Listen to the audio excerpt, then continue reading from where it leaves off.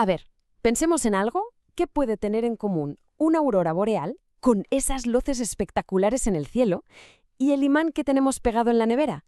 Pues aunque parezca mentira, la respuesta es la misma. Una de las fuerzas más fundamentales y a la vez misteriosas de la naturaleza.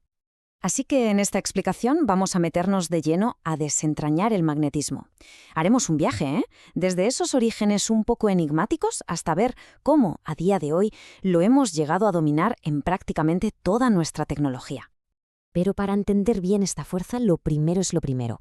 Hay que viajar un poquito en el tiempo. Vamos a irnos a una época en la que todo esto no era ciencia, era pues casi magia para la gente que lo veía. Y este viaje, ojo, empieza hace más de 2 milenios. Allá por el 700 a.C., los antiguos griegos, en una zona llamada Magnesia, encontraron unas rocas muy curiosas, unas piedras que atraían el hierro. Lógicamente, las llamaron magnetita. Durante siglos, la verdad es que no pasó de ser una anécdota o una curiosidad. El gran salto no llegó hasta 1820. Un tal Hans Ørsted, fíjate, por pura casualidad, se dio cuenta de que una corriente eléctrica desviaba la aguja de una brújula. Ahí se hizo la luz, la conexión estaba hecha, y ya para rematar la faena, en 1873, llegó el genio de James Clerk Maxwell y lo unió todo con sus famosísimas ecuaciones. Acababa de nacer la teoría del electromagnetismo. A ver, seamos sinceros, este tema del campo magnético tiene fama de ser difícil, abstracto, un poco intimidante, ¿verdad? Conceptos que a veces parece que no casan. Bueno, pues que nadie se asuste, que para eso estamos aquí. Vamos a conectar todos esos puntos para que todo quede clarísimo. Venga, pues vamos al lío. Vamos a meternos en el corazón del asunto. La pregunta del millón. ¿De dónde sale el magnetismo? ¿Cuál es su origen? Y lo curioso es que la respuesta es sorprendentemente simple. Y muy elegante, además. Aquí está la clave de todo. El secreto es que para que haya un campo magnético solo hacen falta dos cosas. Primero, una partícula con carga eléctrica, por ejemplo, un electrón. Y segundo, que esa partícula se esté moviendo, que tenga velocidad. Sin movimiento, no hay magnetismo. Así de simple. Esto que vemos ahora lo deja clarísimo. Imagina una carga eléctrica quietecita, parada. ¿Qué genera? Pues solo un campo eléctrico a su alrededor. Nada más. Pero, ¿y si esa carga se empieza a mover? Ah, amigo, en ese mismo instante, ¡zas!, aparece un campo magnético que la rodea. El movimiento es como el interruptor, ¿sabes? El que enciende el magnetismo. Por eso, una corriente eléctrica, que al final no es más que un montón de cargas moviéndose a la vez por un cable, es una fuente de campo magnético potentísima. Vale, ya sabemos que las corrientes eléctricas crean campos magnéticos. La pregunta lógica ahora es, ¿y cómo son esos campos? ¿Qué forma tienen? ¿Cómo se calculan? Por suerte, para los casos más típicos que se estudian, no hace falta meterse en cálculos súper complejos. En física, para que todo sea más manejable, nos centramos en tres situaciones, tres geometrías que son muy simétricas. La primera, un hilo conductor rectilíneo, larguísimo, infinito. Aquí el campo se va haciendo más débil a medida que nos alejamos. La segunda, una espira, un cable en forma de círculo. Aquí lo que más nos suele interesar es el campo que se forma justo en el centro. Y la tercera, el solenoide. Esto es como coger muchas espiras y apilarlas, una detrás de otra, formando una bobina. Esto crea un campo súper intenso y muy uniforme por dentro. Y estas tres configuraciones, aunque parezcan muy de libro de texto, son la base de muchísimas aplicaciones reales. Pero claro, aquí hay un detalle importante. El campo magnético no es solo un número, es un vector. O sea, tiene una intensidad, pero también una dirección y un sentido. Apunta hacia algún lado. ¿Y cómo sabemos hacia dónde?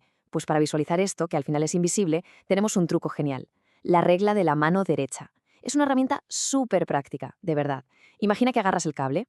Si pones el pulgar apuntando en la dirección de la corriente, el resto de tus dedos, al cerrarse, te dicen exactamente cómo gira el campo magnético alrededor del cable. Facilísimo. Perfecto, ya hemos visto cómo se crean los campos magnéticos. Ahora toca ver qué hacen. Porque un campo magnético no está ahí de adorno, no.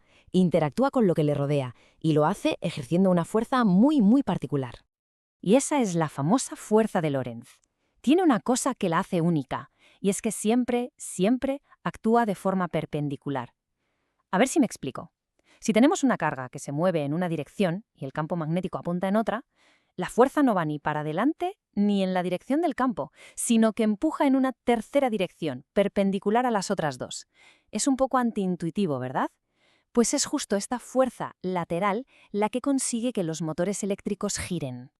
Bueno, pues yo creo que ya tenemos todas las piezas del puzzle. Vamos a juntarlas y a aplicar todo esto. Vamos a ver cómo se resuelve uno de los ejercicios más típicos, cómo calcular el campo magnético cuando tenemos no una, sino varias fuentes creándolo a la vez. El escenario es un clásico. Tenemos dos hilos paralelos. Por cada uno pasa una corriente. Y queremos saber cuál es el campo magnético total en un punto P, que está por ahí, entre los dos. Claro, cada hilo crea su propio campo en ese punto P. La pregunta es, ¿qué pasa con ellos? ¿Se suman? ¿Se anulan? ¿Cómo se combinan? Pues la solución la tiene una cosa que se llama el principio de superposición.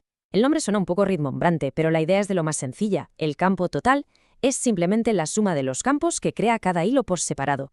Pero ojo, es una suma de vectores, y esto es crucial. Significa que la dirección y el sentido en que apunta cada campo importa, y mucho.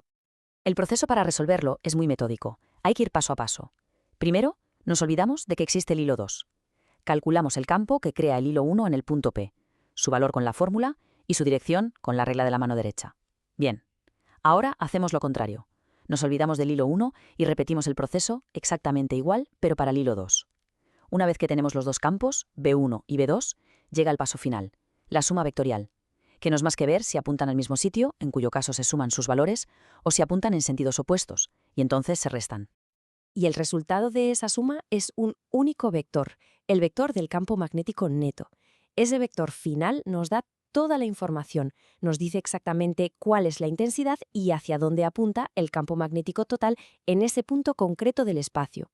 Y ya está, así es como se atacan estos problemas de superposición. Y después de toda esta física, la pregunta clave es, ¿y esto para qué sirve? ¿Por qué importa?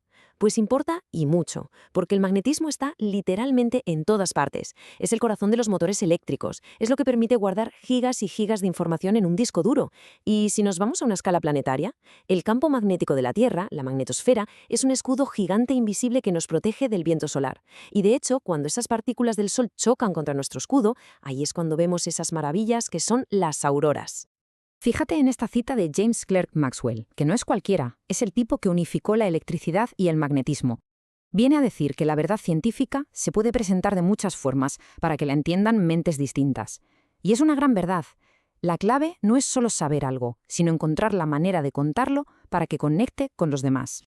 Así que la próxima vez que veamos una aurora en un documental o simplemente al coger un imán de la nevera, podemos recordar la conexión tan profunda que hay detrás de todo, algo tan simple en el fondo como una carga eléctrica que se está moviendo, y esto nos deja con una última pregunta para reflexionar. Sabiendo que protege nuestro planeta y que define nuestra tecnología, ¿no será el magnetismo la fuerza más infravalorada de la naturaleza?